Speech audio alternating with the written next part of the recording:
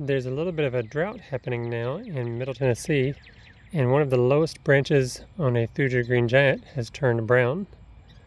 Overall, the tree looks pretty green and is about the same color as the others next to it, but it definitely makes me want to put more water on these trees in a drought.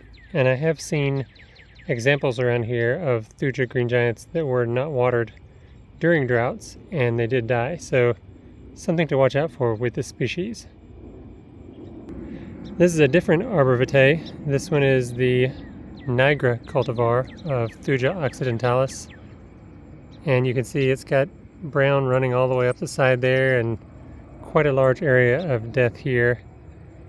I think this is mainly related to the Armillaria root rot fungus, which attacks this genus of trees, and I've already lost several to it, and it would not surprise me if this one was infected pretty badly as well.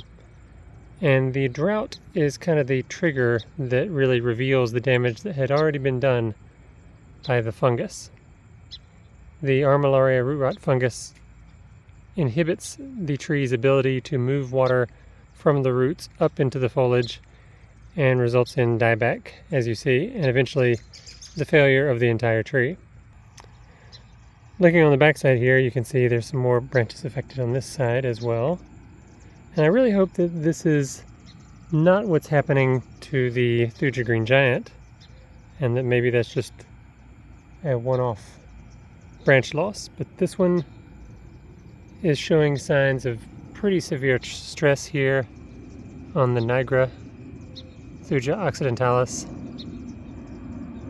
There's some more yellowing there. And right next to that, we've got this emerald green Arborvitae. I've already lost several here. There's a stump from one, and I think that was due to Armillaria. And now there's some Virginia creeper growing here. You can ignore that. That's just a harmless vine. But what you cannot ignore is the two-tone foliage. Can you tell there's a little bit more yellow here versus more green here? The emerald green Arborvitae is a multi-trunk tree, a multi-stem tree, and when the Armillaria is attacking it, the stems kind of die one by one. So I think this one's gonna, as the summer progresses, turn brown and die. And then if I were to leave the rest of the tree in the ground over the period of the next several months or maybe even years, the other stems would gradually, one by one, also die due to the Armillaria. Moving behind that tree, you can see a stump here from another one that died. And you can see some dead spots here on this one. Again, emerald green Arborvitae. This tree, by the way, is extremely common in cultivation and horticulture. Almost all big box stores have it. Looking up at this one, I think I detect a little bit of yellowing on this stem here. And also the foliage kind of gets a little bit more droopy. In addition to the difference in color, the texture is different. This side looks healthy. Notice how there's kind of like these vertical plates of foliage that are arranged vertically here. But if we come over here to the side that's already showing the effects of the Armillaria, those verticals have kind of fallen flat and everything is just drooping flat. We lost our verticals, and that's the first sign of drought stress. But it really wouldn't matter how much water I put on this tree, because the tree is incapable of moving water to the foliage because it is attacked by the root rot fungus. Checking out the base of another Nigra Thuja occidentalis. This one has a little bit of browning here on the tips, kind of like the foliage is roughed up a little. I'm not sure if that's the first signs. There's one brown twig down there. It's really hard to tell. This damage from the Armillaria starts off very slow and progresses somewhat slowly. But I do know that the Armillaria is all around this tree because I see the fruiting bodies crop up.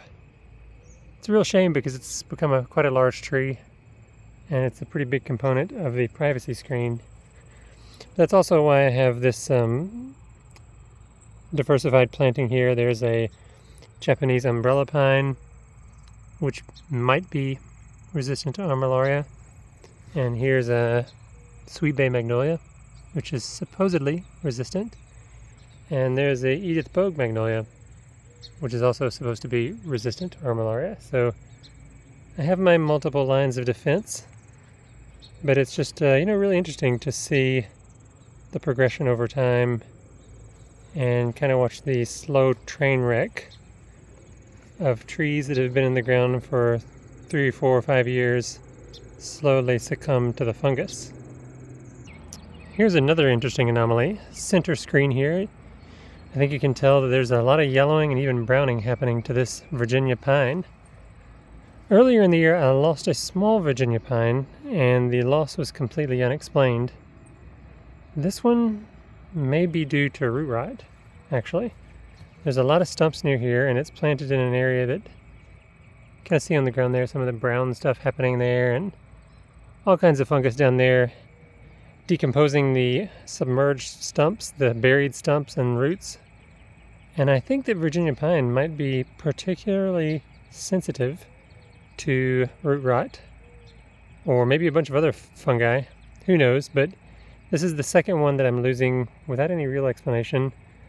And I have 2 more left that are doing really well. I'll show them to you, but a word of caution when it comes to Virginia pine. You probably want to have it on a very well drained site, because I think even the slightest bit of excess moisture can be more than it can handle. And in nature, the Virginia pine really prefers those rocky outcroppings and the sides of cliffs and bluffs where it's pretty dry. Here's one Virginia pine that's doing amazingly well.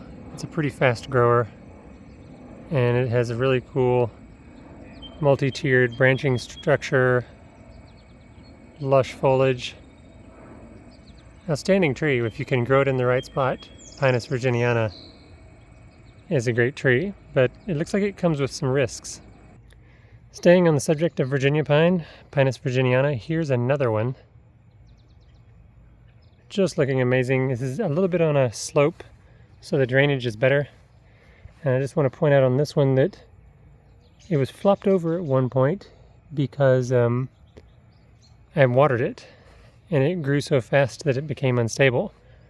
But since I've stopped watering it, the color has improved. It's gotten a darker green. The growth has slowed down a little bit, but also become denser and more manageable. And the tree has not suffered in the least of not getting water because, as I mentioned, it is a very drought-tolerant pine tree. So it's just looking great, and it has multiple pushes of growth per year. Pinus virginiana. If you live somewhere where you can grow it, you almost have to grow it. It's such a great tree. But watch out for wet locations. I would not plant one in a wet location or anywhere near stumps or old roots.